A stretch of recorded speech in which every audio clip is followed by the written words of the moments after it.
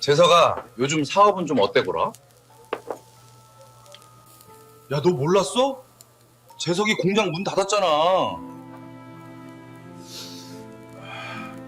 사람은 가진 것을 잃었을 때 진짜 곁에 있는 사람이 누구인지 알게 됩니다. 40년을 일군 공장이 문을 닫던 날 형님, 사장님 하며 입안의 혀처럼 굴던 사람들은 이미 연기처럼 사라지고 없었습니다. 50년 지기 친구들만은 믿었습니다. 설마 그 녀석들까지 그러겠냐고. 하지만 돌아온 건 위로가 아니라 비수였습니다. 너 사정 뻔히 아는데 이제 돈 아껴야지. 공장 망했어도 걱정 없겠네. 능력 있는 사위가 있잖아. 지위가 사라지면 우정의 무게도 달라지는 걸까요? 노후의 진짜 내 편은 누구일까요? 오늘 이야기는 화려했던 시절을 뒤로하고 빈손으로 돌아온 한 남자가 인생의 진짜 보물을 찾아가는 기록입니다. 끝까지 함께 해주세요. 사연 시작하기 전에 구독과 좋아요, 알림 설정 부탁드립니다. 여러분의 작은 손길이 영상을 만드는 데 큰 힘이 됩니다. 저는 박재석입니다. 공장 문을 닫던 날 손이 떨렸습니다. 40년이었습니다. 26에 처음 기계 한 대로 시작해서 직원 40명이 넘는 공장을 만들기까지 무너진 건 한순간이었습니다. 납품 단가가 처음 깎이기 시작한 게 한 10년 전이었을 거예요. 대기업 쪽에서 원가 절감이니 뭐니 하면서 단가를 내리라는 압박이 들어왔어요. 처음엔 조금이었는데 한번 깎이기 시작하니까 해마다 조금씩 또 조금씩, 그러면서 인건비는 오르고 재료값은 오르고 줄어드는 건 단가뿐인데 들어가는 비용은 죄다 오르기만 했습니다. 그래도 버텼습니다. 직원들이 있으니까, 이 사람들 먹고 살아야 하니까 조금만 더 하면서 버텼는데 어느 순간 통장을 들여다보니까 더는 버틸 수가 없었습니다. 마지막 거래처 납품을 끝내고 돌아오던 날 밤 아내한테 처음으로 말했습니다. 나 이제 못하겠다. 그날부터 몇 달을 매달렸습니다. 평생을 일궈온 공장 부지와 건물, 내 자식 같던 기계 설비들을 하나씩 처분했습니다. 가슴이 깎여나가는 것 같았지만 도망칠 수는 없었습니다. 40년 내 인생이 무너져도 나를 믿고 따라준 사람들 눈에 눈물 흘리게 할 수는 없었으니까요.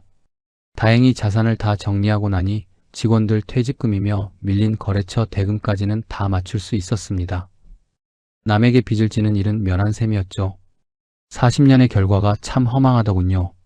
모든 정산이 끝난 뒤 통장을 들여다보니 제 손엔 정말 아무것도 남아있지 않았습니다.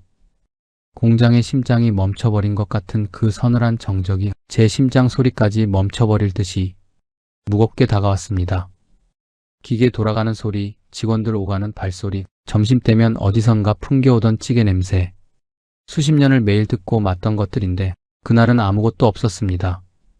그 고요함이 어찌나 낯설고 무겁던지 셔터 앞에 한참을 서 있었습니다. 발이 안 떨어지더라고요. 직원들 얼굴이 하나씩 떠올랐습니다. 신혼 때부터 나와서 애들 키운 김 반장. 대학 졸업하고 첫 직장으로 들어와 벌써 10년이 넘은 이대리. 몸이 불편한 어머니를 모시면서도 한 번도 지각 안 하던 박 씨. 마지막 월급 봉투를 건네던 날 그 사람들 눈을 똑바로 못 봤습니다. 사장님 괜찮으세요? 김 반장이 그렇게 물었습니다. 괜찮냐고. 저한테. 그 말에 그만 눈물이 터져버렸습니다. 차 안에서 혼자 한참을 울었어요. 울면서도 머릿속에 맴돈 건 저 사람들에 대한 미안함이 아니었습니다. 물론 미안하기도 했지만 그보다 먼저 든 생각은 따로 있었습니다.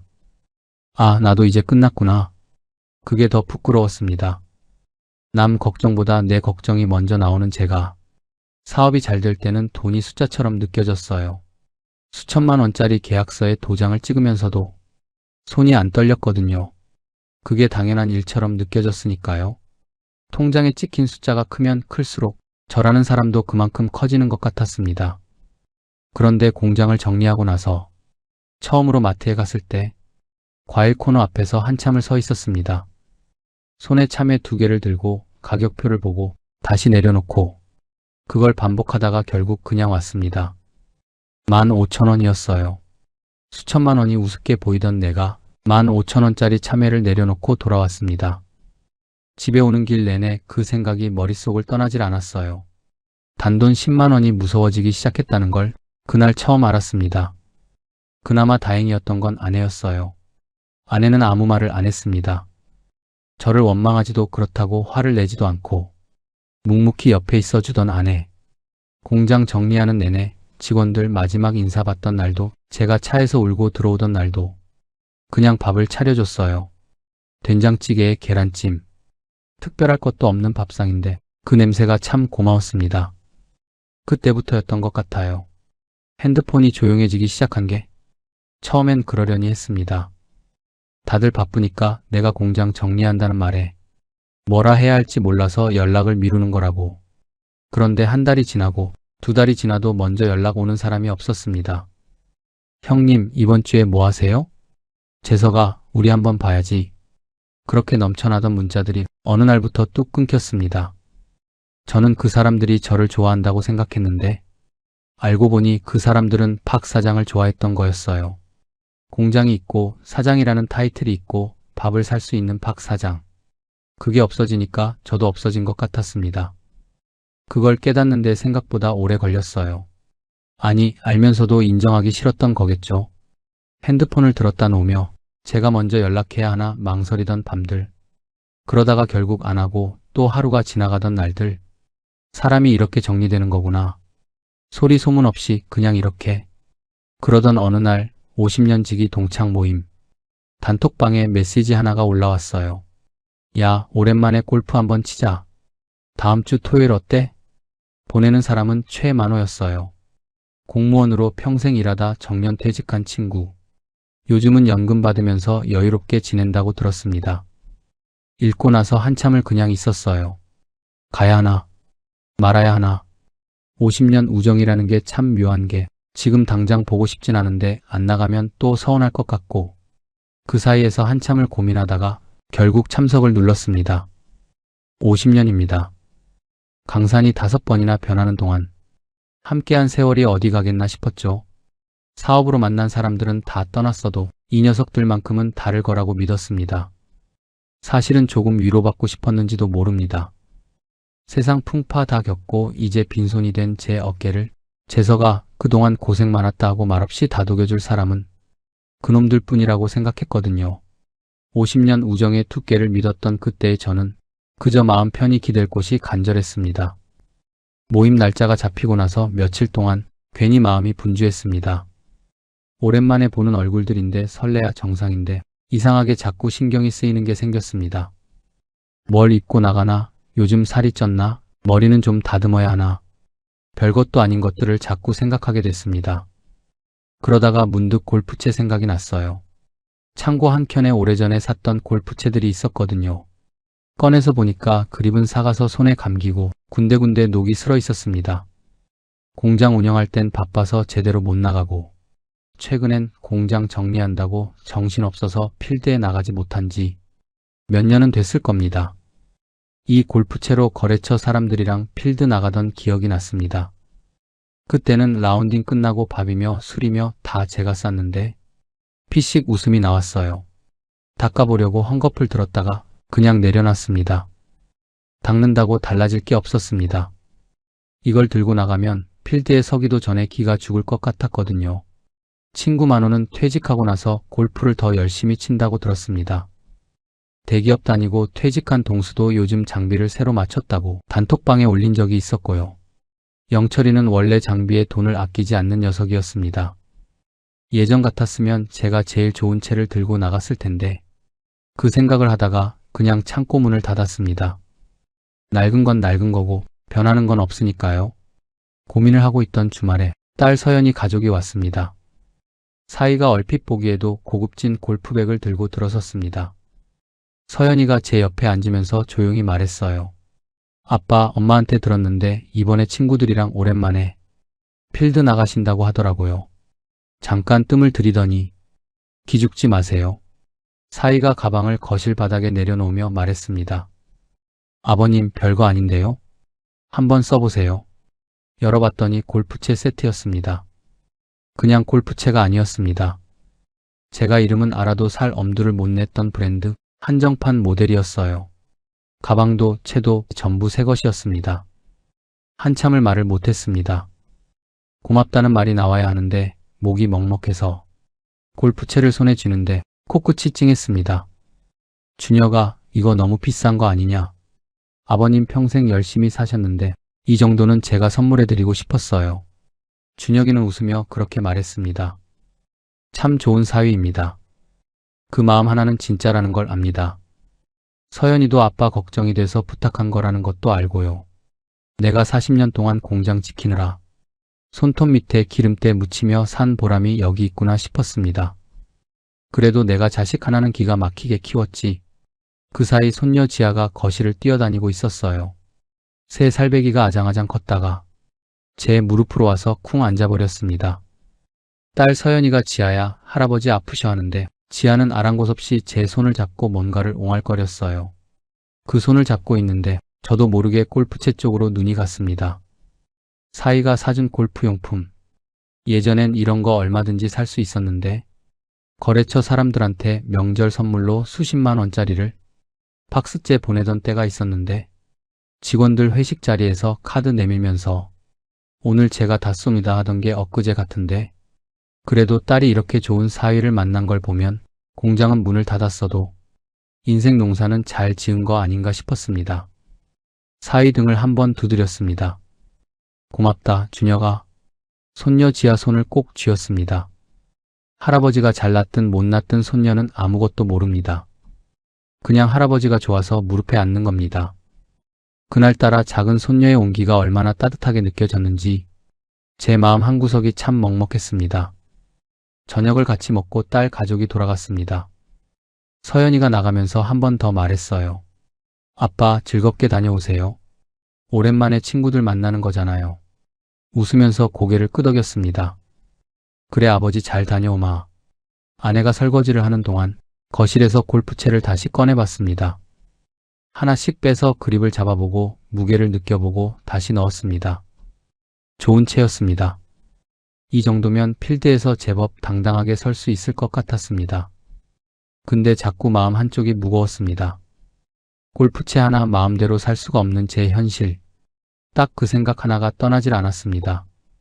고마운 마음이랑 씁쓸한 마음이 동시에 드는데 둘 중 어느 쪽이 더 큰지도 모르겠고 사위 준혁이한테 미안한 건지 아니면 이런 마음이 드는 제 자신이 옹졸한 건지도 모르겠었습니다. 그냥 다 복잡했습니다. 사실 이번 모임이 조금 걱정됐습니다. 만호는 공무원으로 평생 일하다 정년 퇴직하고 연금 받으면서 산다고 했고 동수는 대기업 임원까지 했다가 퇴직금 두둑하게 챙겨서 요즘 부동산 투자 중이라고 들었습니다.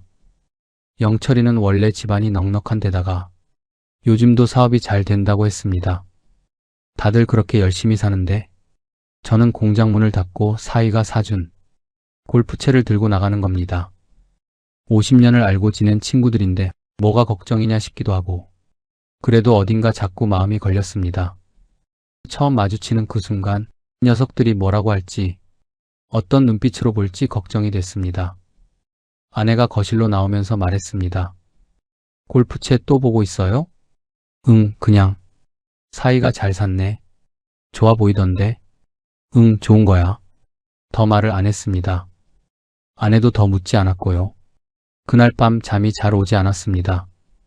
천장을 보면서 괜히 나간다고 했나 싶기도 하고 생각이 많아지는 밤이었습니다. 그렇게 모임날 아침이 됐습니다. 골프장 주차장에 차를 세우고 잠깐 바깥을 바라봤습니다. 유독 날씨가 참 좋았거든요. 사이가 사준 골프백을 트렁크에서 꺼내 들었습니다. 무게감이 남달랐어요. 이런 좋은 장비를 들고 필드에 서는 게 얼마만인지 웃음이 나왔습니다. 딸과 사이가 담아준 마음의 무게인 것 같았습니다. 입구 쪽에서 만호가 먼저 손을 들었습니다. 재석아, 반가웠습니다. 진짜로. 만호 얼굴을 보니까 50년이라는 세월이 그냥 느껴졌습니다. 손을 들며 걸어오는데 살도 좀 빠지고 혈색이 좋아 보였습니다. 퇴직하고 나서 오히려 더 젊어진 것 같았습니다. 동수랑 영철이도 이미 와 있었습니다. 야, 박재석. 오랜만이다.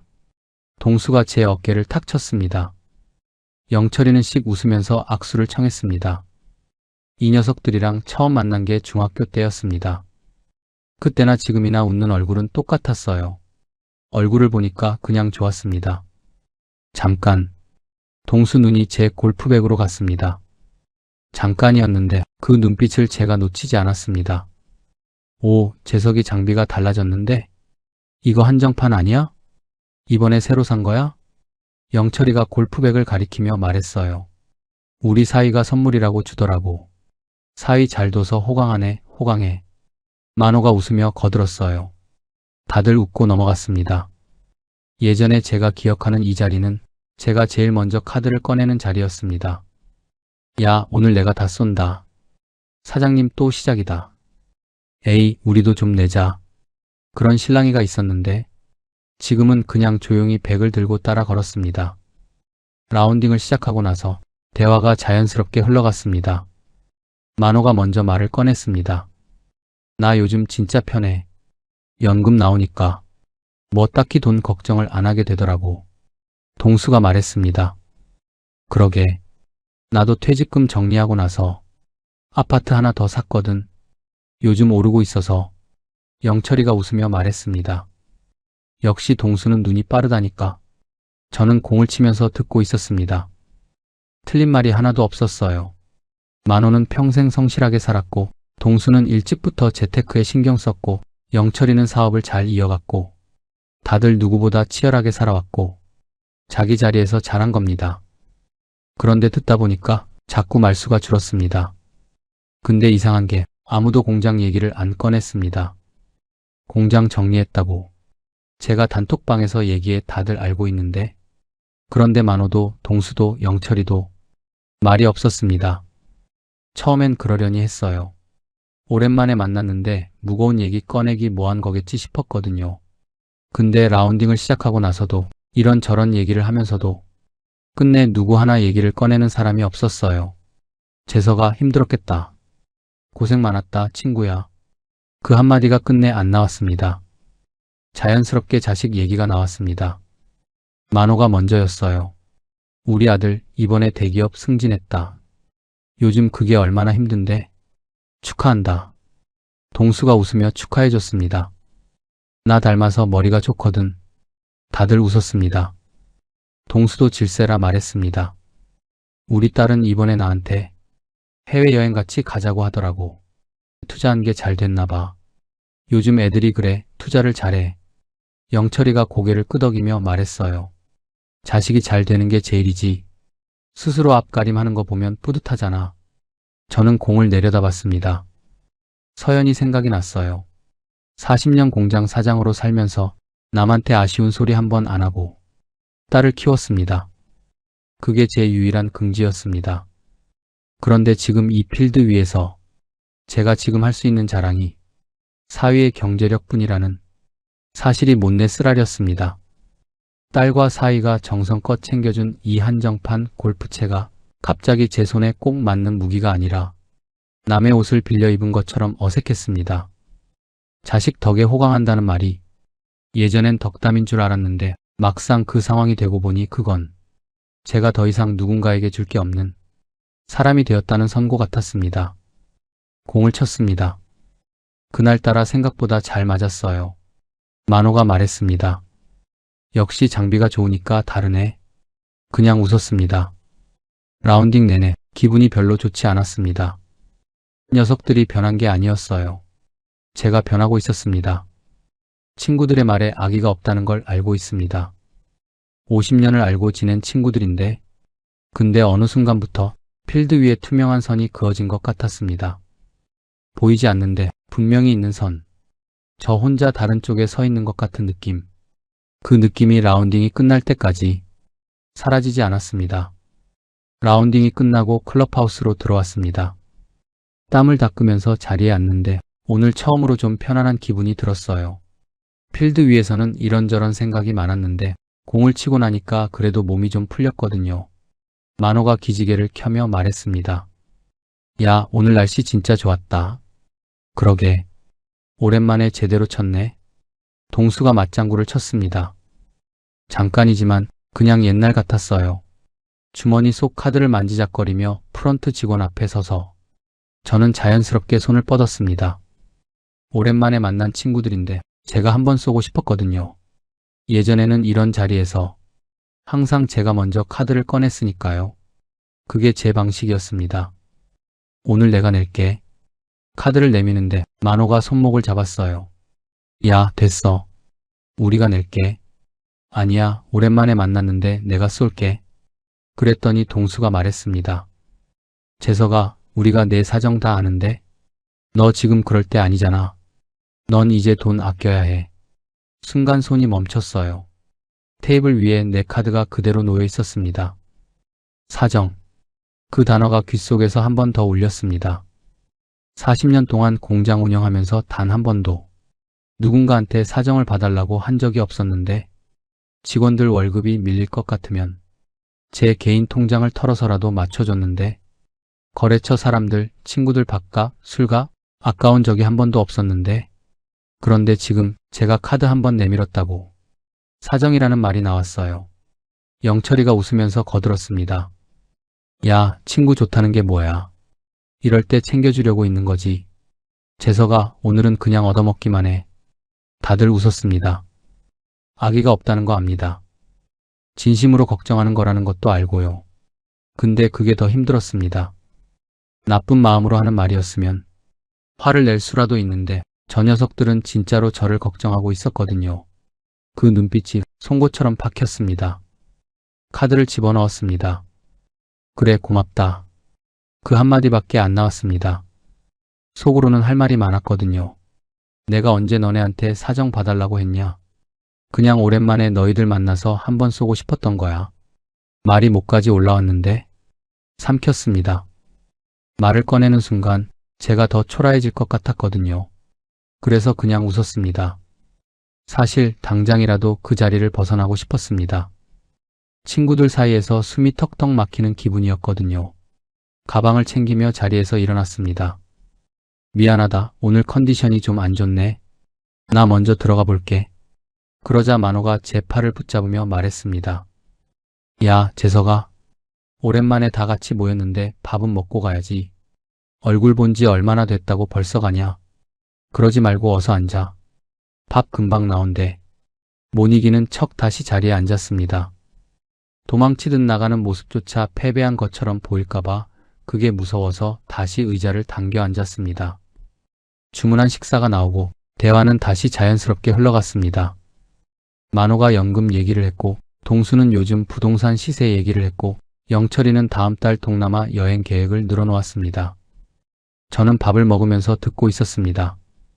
한 숟가락 뜨고 또 한 숟가락 뜨고 이상하게 밥맛이 없었습니다. 식사가 거의 끝날 무렵 동수가 툭 던졌습니다. 재석이는 뭐 걱정 없겠다. 공장이야 망했어도 능력 있는 사이가 옆에 있으니까 우리가 너를 부러워해야 하는 거 아니야? 다들 웃었고 저도 웃었습니다. 그 웃음이 어디서 나온 건지 저도 몰랐습니다. 식사를 마치고 만호가 말했습니다. 커피 한잔하고 가자. 다들 자연스럽게 따라 걸었습니다. 커피를 주문하는데 제가 먼저 말했습니다. 커피는 내가 살게. 그랬더니 동수가 손을 저었습니다. 됐어, 됐어. 재석아, 커피 이거 얼마 안 되는데? 우리가 사줄게. 그냥 있어. 오늘은 그냥 얻어먹기만 하라니깐. 그 순간이었습니다. 뭔가가 확 올라왔습니다. 참았어요. 한 번 더 참았습니다. 근데 영철이가 옆에서 웃으면서 한마디를 더 하더군요. 그러게. 재석이는 우리가 챙겨줘야지. 재석이 사정 뻔히 아는데 사이가 사준 골프채는 받아도 용돈까지 받을 순 없을 거 아니야 하며 웃었습니다. 그 말이 끝나는 순간 저도 모르게 입이 열렸어요. 야. 목소리가 생각보다 낮게 나왔습니다. 다들 웃다가 멈췄습니다. 내가 언제 너희한테 사정 봐달라고 했냐? 아무도 말을 안 했습니다. 아니 못한 것 같습니다. 저도 제 목소리에 놀랐거든요. 티내고 싶지 않았습니다. 그런데 한번 터진 말은 멈추지 않았습니다. 라운딩 비용도 내가 내겠다고 했고 밥값도 내가 내겠다고 했고 커피 한 잔 내가 내 마음대로 사겠다는데 그게 그렇게 불쌍해 보이냐? 만호가 손을 들었습니다. 야, 재석아. 우리가 그런 뜻으로 한 말이 아니잖아. 그럼 무슨 뜻으로 한 말인데? 잠깐 침묵이 흘렀습니다. 동수가 멋쩍게 웃으면서 말했습니다. 재석아, 우리는 진짜 너 걱정이 돼서 그러는 거야. 공장도 정리했고 지금 상황이 어렵잖아. 친구끼리 챙겨주는 게 뭐가 이상하냐? 그 말을 듣는데 가슴 한켠이 더 쓰렸습니다. 그래, 말 잘했다. 공장 정리한 거 알고 있으면서 누구 하나 먼저 말 꺼내는 사람이 없냐? 오늘 하루 종일 그 얘기 단 한마디도 안 하더라. 또 침묵이 흘렀습니다. 만호는 시선을 피했고 동수는 의미 없이 커피잔만 만지작거렸습니다. 그 고요를 보며 저는 깨달았습니다. 이 친구들이 나쁜 게 아니라 우리가 이제 다른 세상에 살고 있다는 것을요. 50년 전에는 다 같이 흙먼지 마시며 뛰놀던 사이였는데 이제 저들의 삶은 너무나 안락하고 매끄러워서 제 거친 불행을 담아낼 그릇이 안 되는 거였습니다. 지위가 달라지니 우정의 언어도 달라진 겁니다. 저들에게 필요한 건 함께 웃고 떠들 박 사장이었지 위로가 필요한 박재석은 아니었던 겁니다. 만호가 미안한 듯 제 어깨에 손을 올렸습니다. 재석아, 우리가 생각이 짧았다. 미안하다. 우리가 좀 무심했네. 동수도 고개를 끄덕였습니다. 우리는 그냥 모처럼 만났는데 좋은 얘기만 하려고 그랬지. 너도 굳이 아픈 얘기 꺼내고 싶지 않을 것 같아서 다 너 생각해서 그런 거였다. 저는 고개를 끄덕였습니다. 아니야, 됐어. 내가 좀 예민했나 보다. 그렇게 말했지만 그게 제 진심이 아니라는 거 저도 알고 있었습니다. 커피를 한 모금 마셨어요. 뜨겁지도 않고 달지도 않았어요. 그냥 아무 맛도 안 났습니다. 자리를 파하고 주차장으로 걸어가는데 영철이가 제 어깨를 두드리며 말했습니다. 재석아, 우리 더 자주 보자. 다음엔 부부 동반으로 한번 모이자. 아끼는 미안했다 섭섭해 하지 말고. 웃으면서 고개를 끄덕였습니다. 근데 발걸음은 무거웠습니다. 시동을 걸지 않은 채 차에 혼자 앉아 있었습니다. 오늘 제가 한 말들이 머릿속을 맴돌았거든요. 후회는 없었습니다. 그 말은 해야 했으니까요. 근데 이상하게 홀가분하지가 않았습니다. 할 말을 다 했는데도 뭔가 해결된 게 하나도 없는 것 같은 느낌. 자존심을 지키려 애쓰는 제 모습이 너무 처량해 보였습니다. 창밖으로 친구들 차가 하나씩 빠져나가는 걸 그냥 바라봤습니다. 집에 오는 길에 편의점에 들렸습니다. 캔커피 하나를 샀습니다. 1,500원이었어요. 벤치에 앉아서 혼자 한 모금 마시는데 이상하게 이게 오늘 하루 중에 제일 편안한 순간이었습니다. 아무도 제 지갑을 걱정하지 않았고 그냥 1,500원짜리 캔커피 하나를 제 돈으로 제 마음대로 샀거든요. 눈치 볼 사람이 없었습니다. 수십만 원짜리 클럽하우스 밥상보다 이 벤치가 더 편한 이유가 바로 그거였던 것 같습니다. 한참을 앉아 있다가 일어나 빈 캔을 쓰레기통에 버리고 차에 올라탔습니다. 핸들을 잡는데 오늘 하루가 한꺼번에 밀려왔습니다. 왜 이렇게 마음이 무거울까? 50년 친구들인데 정말 나를 위한 호의였던 건지 아니면 제가 예민했던 건지 알 수가 없었습니다. 그날 이후 저는 알게 됐습니다. 사람은 돈이 아니라 자존심이 무너질 때 끝난다는 걸. 집에 들어오니 아내가 부엌에 있었습니다. 김치찌개 끓는 냄새가 온 집안에 퍼져 있었어요. 왔어요? 생각보다 일찍 왔네. 응, 차가 안 막히더라고.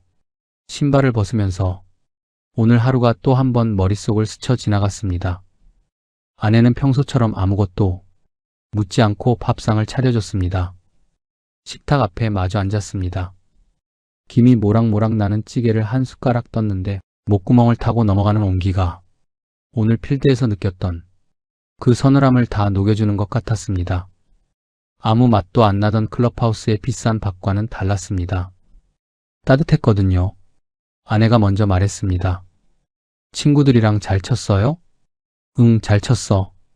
다들 오랜만에 보는 건데 좋았어요? 응, 좋았어. 근데 당신 표정이 왜 그래요? 무슨 일 있었어요? 제 표정이 어두웠나 봅니다. 아니야, 별일 없었어. 아내는 더 말을 하려다가 말았습니다. 제가 먼저 입을 열 때까지 묵묵히 기다려 주었습니다. 그 고요한 배려가 참 고마웠습니다. 밥을 다 먹고 나서도 한참을 그냥 앉아 있었습니다. 아내가 설거지를 하고 나와 소파에 앉았습니다. TV를 켰는데 무슨 내용인지 눈에 하나도 안 들어왔습니다. 그러다가 핸드폰 알림이 울렸습니다. 단톡방이었어요. 만호가 오늘 라운딩 사진들을 올렸습니다. 넷이서 찍은 단체 사진, 필드 위에서 공 치는 사진, 클럽하우스에서 밥 먹는 사진. 사진 속 우리는 여전히 중학생. 아이들처럼 웃고 있었습니다. 동수가 답장을 달았습니다. 오늘 진짜 좋았다. 다음 달에 또 하자.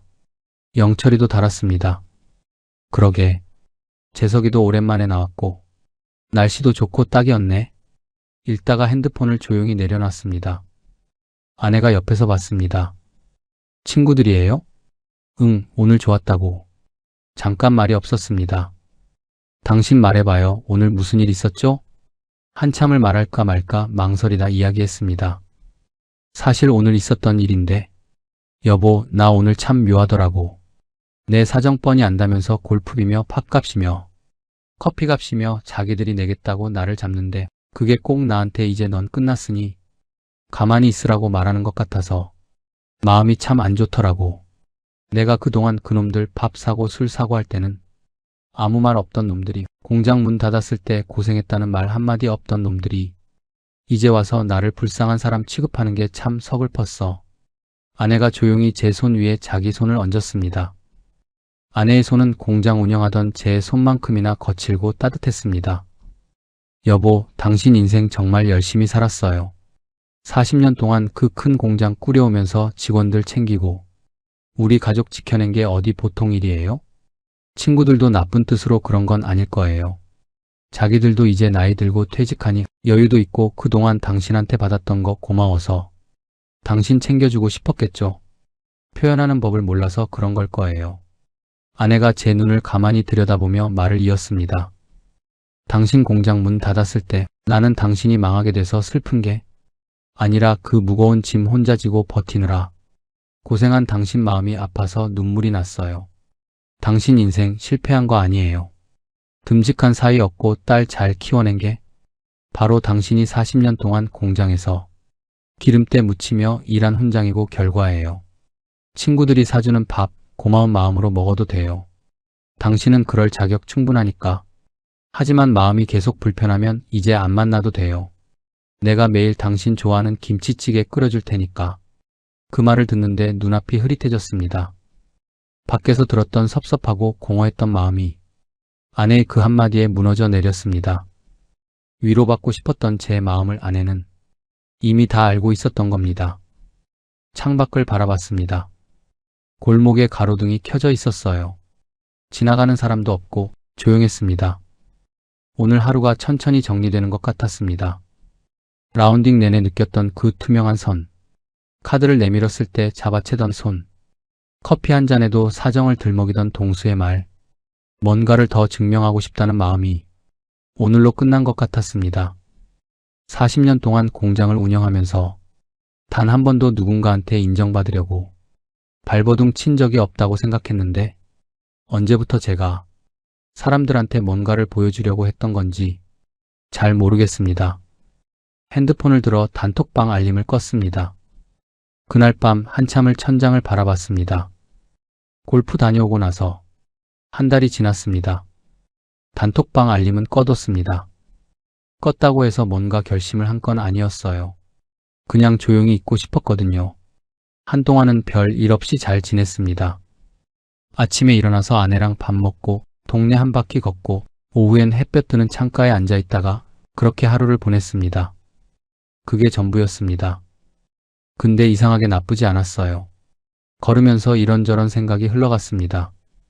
공장이 잘 될 때 수백 개의 번호가 담겨있던 전화기, 그 중에 공장이 문을 닫고 나서도 먼저 연락해온 사람이 몇이나 됐는지 손으로 꼽을 수 있었습니다. 그 사람들이 나쁜 게 아니었습니다. 세상이 원래 그런 거였습니다. 사업할 때 만난 인연은 사업이 끝나면 자연스럽게 옅어지는 거였어요. 그걸 배신이라고 부르기엔 저도 그렇게 살아왔으니까요. 잘 나갈 때 찾아오는 사람들, 저도 반겼거든요. 친구들 생각도 났습니다. 그날 필드에서 느꼈던 그 투명한 선. 근데 며칠을 두고 생각해보니까 그 선이 그렇게 나쁜 게 아니었어요. 50년을 알고 지낸 녀석들인데 제가 달라진 상황에서 어떻게 대해야 할지 몰랐던 거였죠.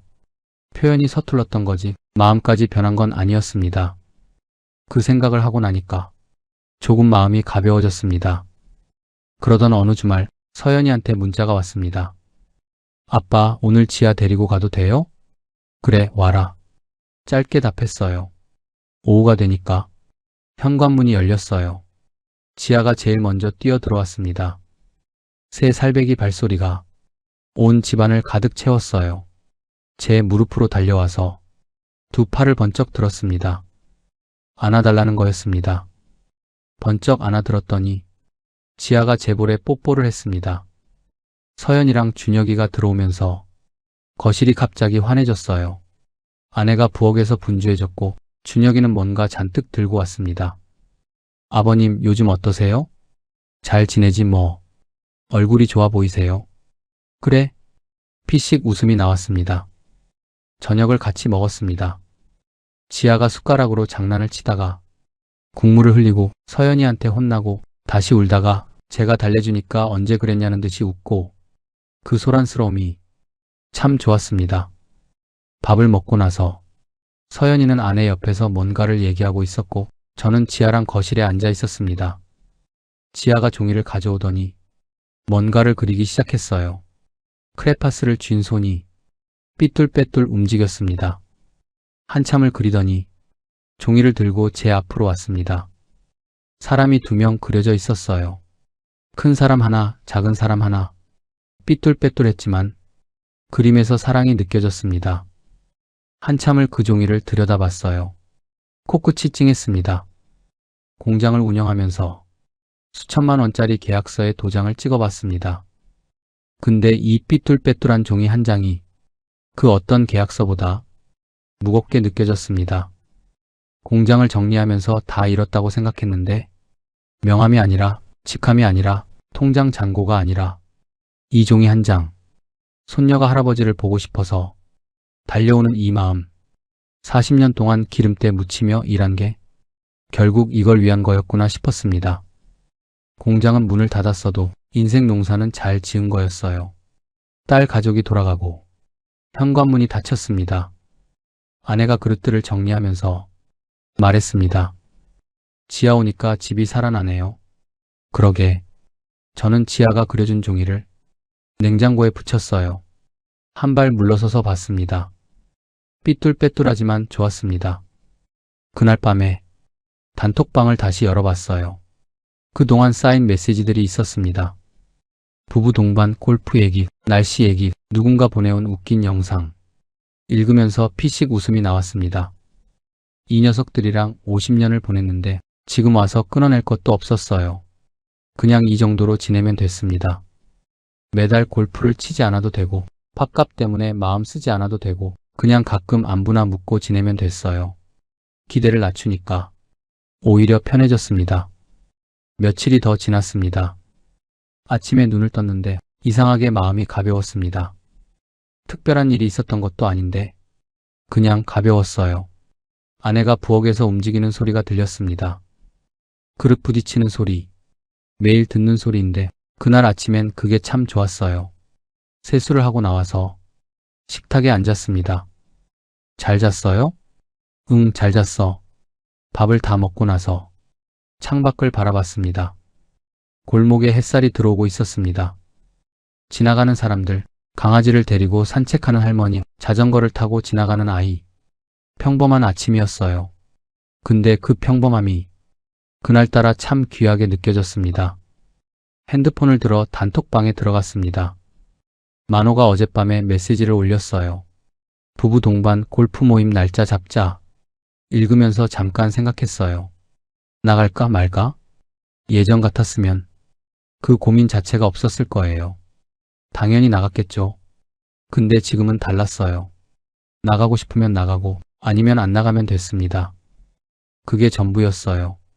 억지로 맞춰줄 필요도 없고 뭔가를 증명할 필요도 없고 그냥 제 마음이 가는 대로 핸드폰을 내려놓으면서 문득 이런 생각이 들었습니다. 제가 평생 참 많은 것에 의미를 뒀던 것 같아요. 직함, 명함, 자리, 사람들이 저를 어떻게 보는지, 어떤 눈빛으로 대하는지, 공장이 잘 될 때는 그게 다 당연했습니다. 박 사장이라는 두 글자가 저라는 사람을 대신했거든요. 근데 그게 사라지고 나서야 알았습니다. 그 두 글자가 없어도 저는 여기 있었습니다. 초라하다고 생각했는데 가만히 들여다보니까 그렇지 않았습니다. 나이가 들면서 깨닫는 게 있습니다. 젊을 때는 가진 것으로 사람을 모으려고 하거든요.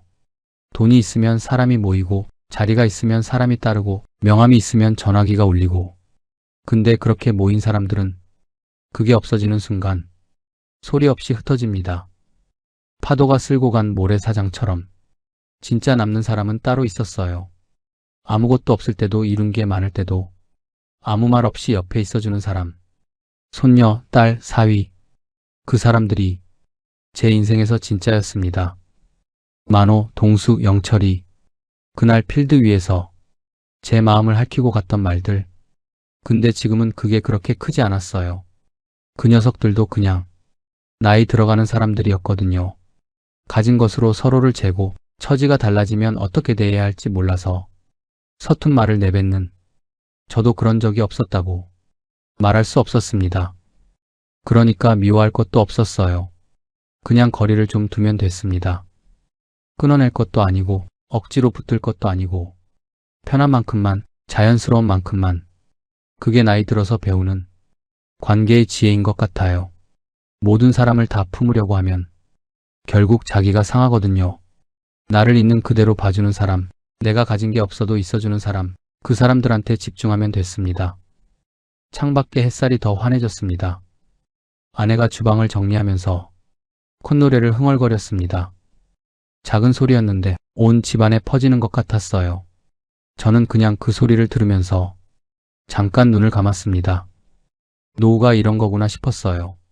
화려하지 않아도 되고 누군가한테 인정받지 않아도 되고 증명할 것도 없는 그냥 오늘 하루를 조용히 살아내는 것, 그걸로 충분했습니다. 저는 오랫동안 내려놓지 못했던 무언가를 조용히 내려놓은 것 같았습니다. 박 사장이라는 이름 대신 그냥 박재석으로 사는 것, 누군가의 시선이 아니라 제 눈으로 제 삶을 보는 것, 그게 생각보다 나쁘지 않았어요. 아니, 꽤 괜찮았습니다. 부족한 제 이야기가 조금이나마 와닿으셨다면 구독과 좋아요 버튼으로 응원 부탁드립니다. 여러분의 노후에 평안이 깃들기를 진심으로 기원합니다. 끝까지 시청해주셔서 감사합니다. 꿈인 줄 알았는데 덫이었다. 여러분, 제가 이 영상을 만들면서 손이 떨렸습니다. 52명의 우리 젊은이들이 지금 이 순간에도 캄보디아 어딘가에서 고통받고 있습니다. 그런데 여러분, 이건 경찰에 신고된 숫자일 뿐입니다. 신고조차 하지 못한 사람들, 가족들이 아직 모르는 사람들, 아직 밝혀지지 않은 더 많은 사람들, 훨씬 더 많은 가족들이 지금 이 순간에도 눈물 흘리고 있을지 모릅니다. 여러분 혹시 최근 뉴스에서 캄보디아 이야기 들으셨나요? 젊은이들이 좋은 일자리를 찾아갔다가 돌아오지 못하는 일들이 일어나고 있습니다. 먼저 여러분께 숫자 하나를 보여드리고 싶습니다. 제가 이 숫자를 보고 정말 놀랐거든요. 2025년 10월 현재 동남아시아 캄보디아에서 벌어지는 한국인 대상 납치감금 살해 사건은 더 이상 단순한 지역 범죄가 아니었습니다. 경찰청 통계에 따르면 캄보디아 관련 실종 및 납치감금 신고는 2024년 지난해부터 2025년 10월 13일까지 143건에 달하며 91건은 종결됐지만 이 중 52건은 여전히 행방을 알 수 없어 수사가 진행 중이라고 해요. 더욱 심각한 것은 납치 신고 건수가 2022년 17건에서 2025년 8월까지 최소 330건으로 약 19배 급증했다는 사실입니다. 2022년과 2023년에 연간 10에서 20건 수준이던 것과 비교해 급격히 늘어난 수치입니다. 지금 이 순간에도 52명의 우리 국민이 아니, 어쩌면 더 많이 어딘가에서 고통받고 있을 수 있다는 겁니다. 52명이면 50이 가족이 기다리고 있다는 뜻이에요. 정부에서도 이게 얼마나 심각한지 알고 있습니다. 그래서 최근 10월 16일 외교부에서 캄보디아 일부 지역에 대해 여행경보 4단계 여행금지를 발령하고 다른 지역에 대해서도 기존의 여행경보를 상향 조정했다고 합니다. 특별여행주의보가 발령된 지역 중 캄포주 보코산 지역 바베시 포이페시는 여행금지 지역으로 지정된다고 합니다. 우리 정부가 공식적으로 위험하다고 인정한 거예요. 이게 얼마나 심각한 상황인지 아시겠죠? 그럼 대체 어떻게 이런 일이 벌어지는 걸까요? 우리 젊은이들이 왜 그곳에 가는 걸까요? 여러분 한번 들어보세요. 이런 글이 인터넷에 올라옵니다. 캄보디아에서 일할 사람 구합니다. 텔레마케터 업무입니다. 해외 본사 직원 구합니다. 월급은 최소 1,500만 원. 지난달에는 4,500만 원 번 사람도 있습니다. 사무실도 좋고 수영장 있는 숙소도 제공합니다. 캄보디아는 안전한 나라입니다. 여러분께서 청년이라면이 글을 보고 어떤 마음이 드시겠어요? 요즘 청년 실업이 얼마나 심각합니까? 취업하기가 하늘의 별 따기잖아요. 그런데 한 달에 수천만 원을 준다고 하면 혹하지 않겠어요? 또 이런 것도 있습니다. 서류만 전달하면 40만 원 드립니다. 캄보디아에 가서 서류만 전달하시면 됩니다. 하루 이틀이면 끝납니다. 여행도 하고 돈도 버는 일석이조입니다. 통장 개설 아르바이트도 있어요.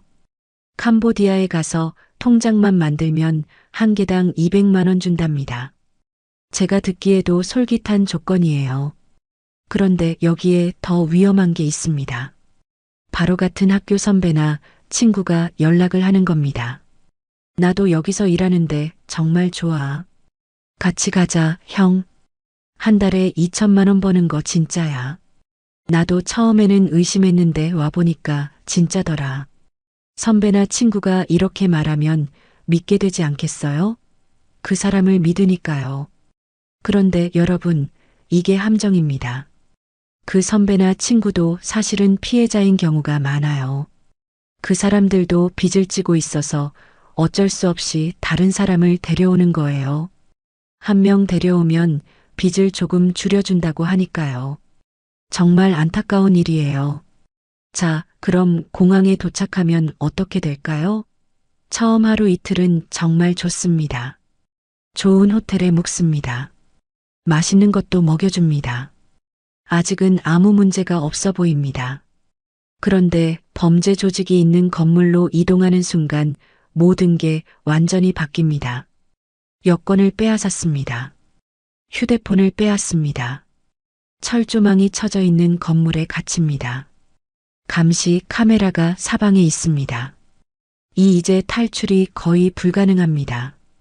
그 다음부터는 지옥이 시작됩니다. 보이스피싱 같은 불법 일을 강요합니다. 하루에 12시간 이상 일을 시킵니다.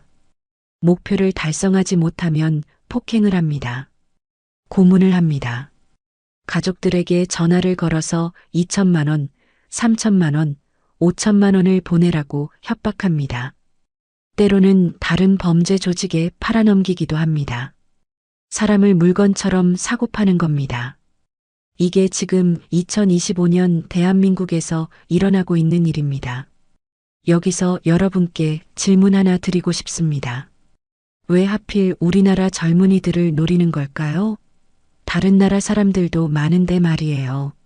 첫 번째, 우리나라는 IT 강국입니다. 우리 젊은이들은 컴퓨터, 스마트폰을 정말 잘 다룹니다. 어릴 때부터 다뤄왔으니까요. 범죄 조직들은 이 점을 노립니다. 인터넷 시기를 하려면 컴퓨터를 잘 다루는 사람이 필요하거든요. 두 번째, 한국인이 한국인을 속이는 게 더 쉽습니다. 말도 자연스럽고 문화도 잘 아니까요. 여러분 생각해 보세요. 전화로 사기를 칠 때 한국 사람이 한국말로 하는 게 외국 사람이 어느 게 하는 것보다 훨씬 더 잘 속지 않겠어요? 그래서 성공률이 높은 겁니다. 세 번째, 우리나라 경제 수준이 높습니다. 가족들이 돈을 낼 능력이 있다는 거죠. 2천만 원, 3천만 원, 5천만 원을 요구해도 낼 수 있다고 생각하는 겁니다. 범죄자들이 우리 한국인을 돈이 되는 피해자로 보는 거예요. 정말 화가 나지 않습니까? 네 번째, 이게 제일 안타까운 건데요. 요즘 청년 실업이 너무 심각합니다. 좋은 일자리를 찾기가 정말 어렵습니다. 대학을 나와도 취업이 안 됩니다. 그러니까 젊은이들이 얼마나 절박하겠어요? 이 절박함을 범죄자들이 악용하는 겁니다. 여러분의 손주분들, 자녀분들, 요즘 취업 때문에 힘들어 하시나요?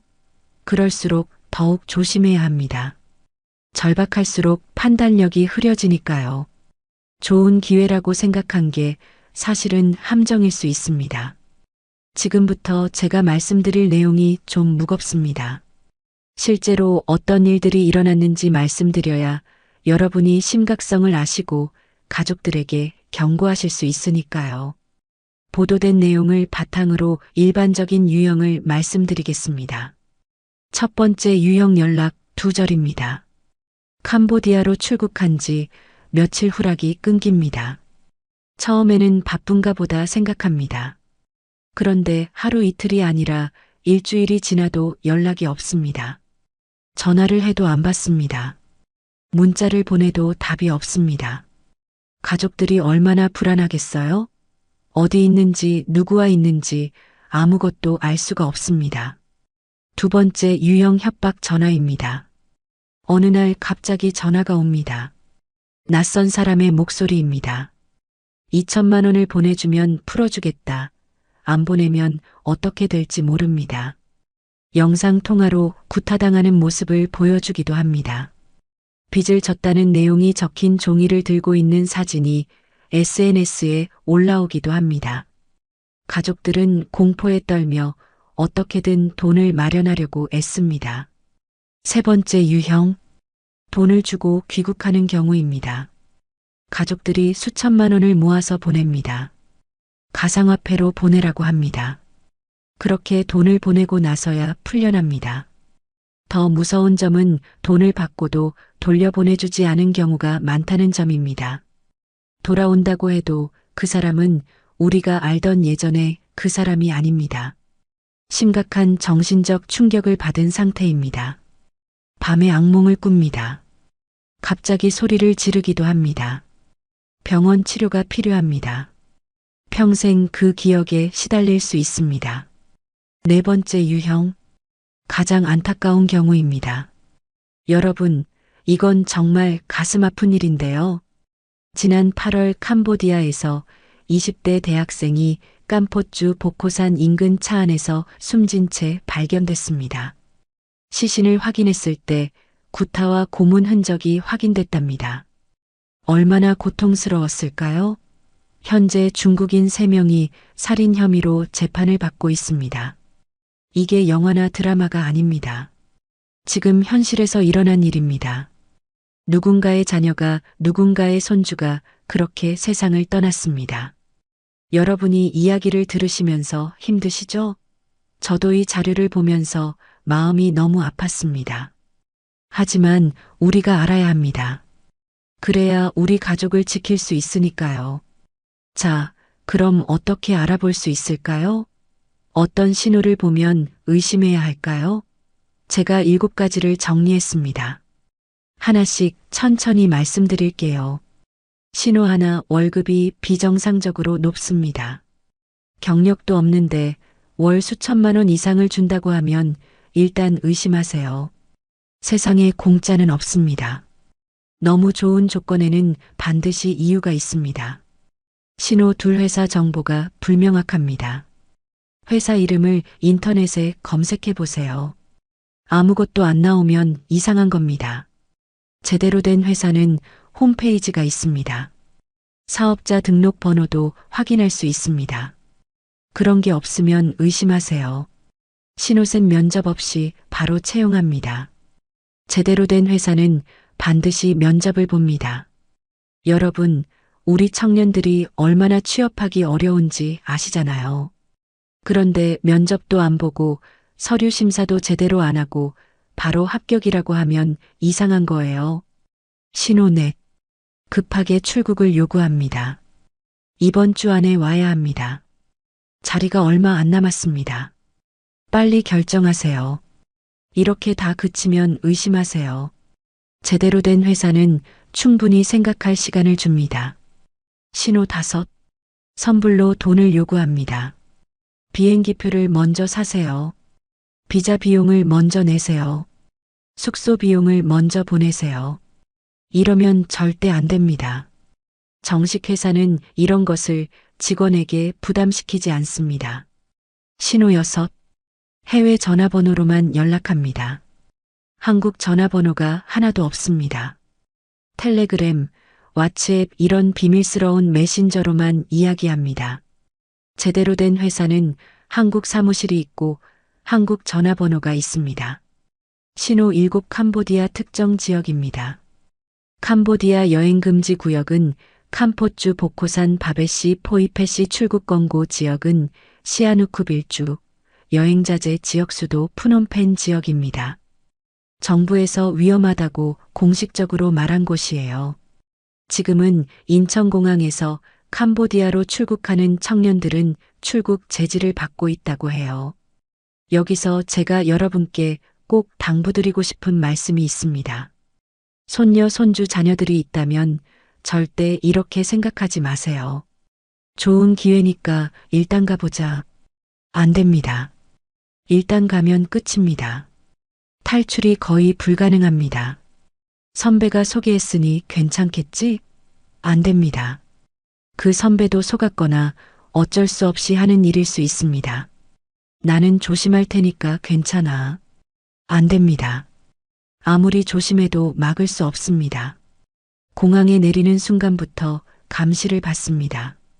통장만 만들고 오면 되니까 안 됩니다.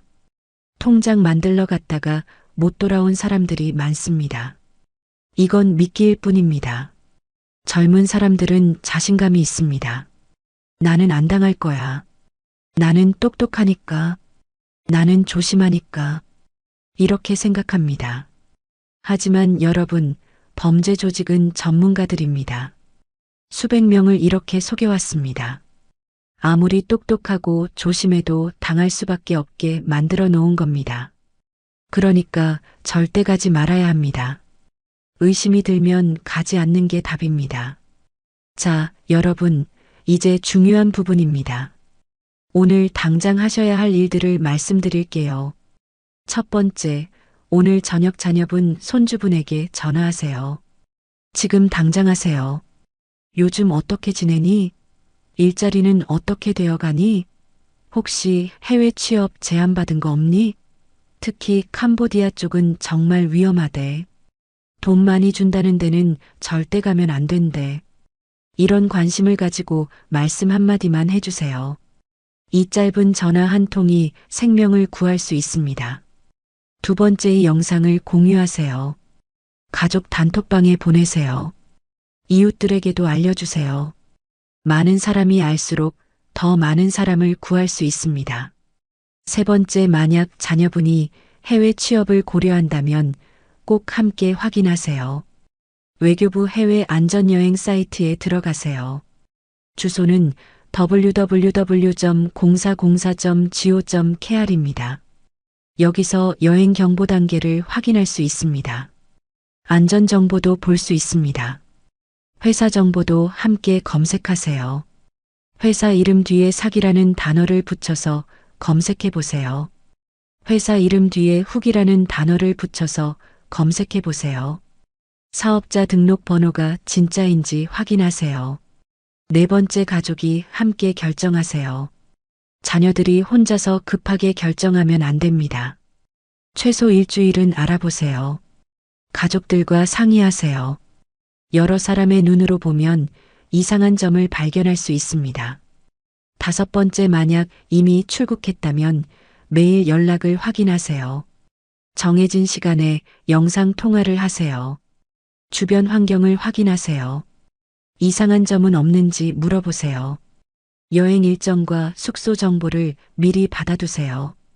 어디서 머무는지, 누구와 함께 있는지, 회사 주소와 전화번호를 꼭 알아두세요. 6번째, 만약 연락이 안 되면 즉시 신고하세요. 1시간도 지체하지 마세요. 외교부 영사콜센터는 국번 없이 3210번입니다. 하루 24시간 언제든지 전화할 수 있습니다. 캄보디아 한국 대사관은 855-23-211-900입니다. 여러분, 정부에서도 이 문제를 심각하게 보고 있습니다. 대통령께서 직접 지시하셨습니다. 우리 국민을 보호하기 위해 외교부가 외교적으로 총력을 기울이라고 하셨습니다. 대통령이 직접 나선 겁니다. 그리고 경찰에서 캄보디아 내 범죄 단지가 밀집한 시아누쿠빌 지역에 코리안 데스크를 실지를 논의 중이라고 합니다. 코리안 데스크가 뭐냐고요? 한국 경찰이 캄보디아 현지 경찰서에 한국인 대상 범죄를 전담하는 거라고 해요. 캄보디아 내 한국 관련 사건에 대한 신속하고 효율적인 대응을 가능하게 하는 핵심 기구입니다. 한국 경찰과 캄보디아 경찰 간의 협력을 강화해서 사건 발생 시 정보 공유, 공조 수사 등을 더욱 원활하게 진행할 수 있도록 돕는다고 해요. 지난 10월 12일 경찰청에서 공식 발표했습니다. 캄보디아 경찰과 회의를 합니다. 거기서 코리안 데스크 설치를 위한 협약을 맺고 경찰관을 파견하는 것을 논의합니다. 현지 경찰과 바로 일할 수 있어서 훨씬 빠르게 대응할 수 있습니다. 경찰 인력을 대폭 늘립니다. 지금 캄보디아 대사관에 있는 경찰이 3명밖에 안 됩니다. 주재관 1명, 협력관 2명. 이게 전부예요. 그런데 급증하는 납치, 감금 사건 대응을 위해 최소 5명을은 증원해야 한다는 것이에요. 특히 시아누쿠빌이라는 곳에 코리안 데스크를 만들어서 거기에 경찰관 2명을 배치해서 한국인 사건만 전담하게 한답니다. 국제 협력을 강화합니다. 인터폴 등 국제 경찰 기구와 합동작적, 주요국 경찰과의 공조로 국경 초월 범죄 대응이 강화되고 있다고 해요. 여러 나라 경찰이 힘을 합쳐서 범죄 조직을 잡는 겁니다. 정확한 진실을 밝히려고 노력합니다. 정말 안타까운 일이 벌어진 지난 8월 현지 박람회에 다녀오겠다며 캄보디아로 출국한 20대 한국인 대학생이 심장마비 고문으로 인한 극심한 통증으로 사망한 일이 있었다고 말씀드렸죠? 아직 우리나라로 돌아오지 못했습니다. 정확한 사인을 알아내기 위해서 캄보디아로 가서 우리나라 국립과학수사연구원 국과수 법의관 1명과 보건공무원 2명, 경찰청 본청과 경북경찰청 소속 수사관 등 한국 수사기관 관계자들이 사인 규명을 위해 입회한다고 합니다.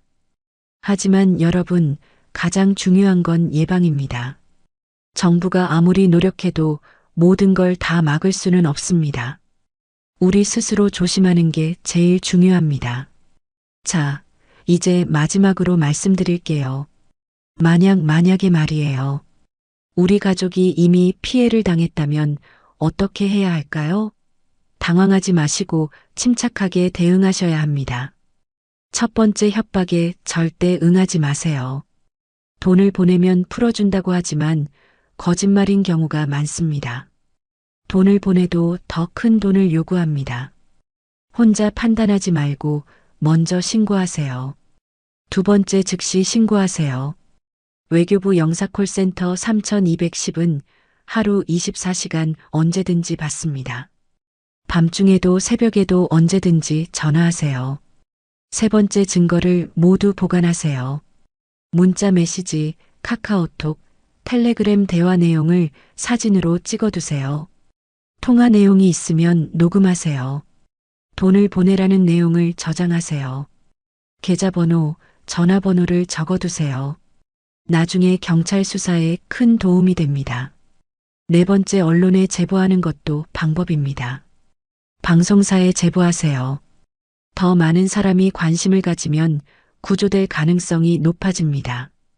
익명으로도 제보할 수 있으니까 걱정 마세요.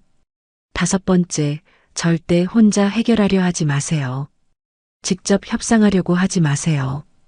혼자 캄보디아에 가려고 하지 마세요. 위험합니다. 반드시 경찰, 외교부와 함께 해야 합니다. 전문가들의 도움을 받아야 합니다. 여섯 번째, 포기하지 마세요. 끝까지 노력하세요. 실제로 구조된 사례가 많습니다. 여러분의 가족을 반드시 구할 수 있습니다. 희망을 잃지 마세요. 여러분, 긴 영상 끝까지 봐주셔서 정말 감사합니다. 지금 이 순간에도 캄보디아 어딘가에서 우리 젊은이들이 고통받고 있을 수 있습니다. 아직 해결되지 않고 수사 중인 사건이 52건입니다. 52명의 가족이 지금도 기다리고 있습니다. 그들은 누군가의 자녀이고 누군가의 손주입니다. 우리의 가족입니다. 오늘 이 영상을 보신 후에 꼭 이것들을 해주세요. 지금 당장 자녀 손주에게 전화하세요. 요즘 어떻게 지내니? 캄보디아 관련된 거 조심해라. 이렇게 한마디만 해주세요. 주변을 살펴주세요. 혹시 주변에 최근 캄보디아에 간 젊은이가 있나요? 연락은 잘 되나요? 이상한 점은 없나요? 조금이라도 이상하면 바로 신고하세요. 우리 모두 관심을 가집시다. 요즘 젊은 사람들 일이라고 무관심하지 마세요. 우리의 관심이 생명을 구합니다. 우리가 함께 지켜야 합니다. 마지막으로 당부드립니다. 세상에는 좋은 사람이 더 많습니다. 하지만 나쁜 사람도 분명 있습니다.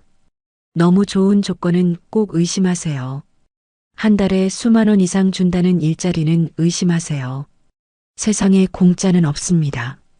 쉽게 큰 돈 버는 방법은 없습니다. 여러분, 오늘도 건강하시고 우리 소중한 가족들 모두 안전하기를 바랍니다. 이 영상이 도움이 되셨다면 꼭 공유해 주세요. 구독과 좋아요도 눌러주시면 감사하겠습니다. 댓글로 여러분의 생각도 들려주세요.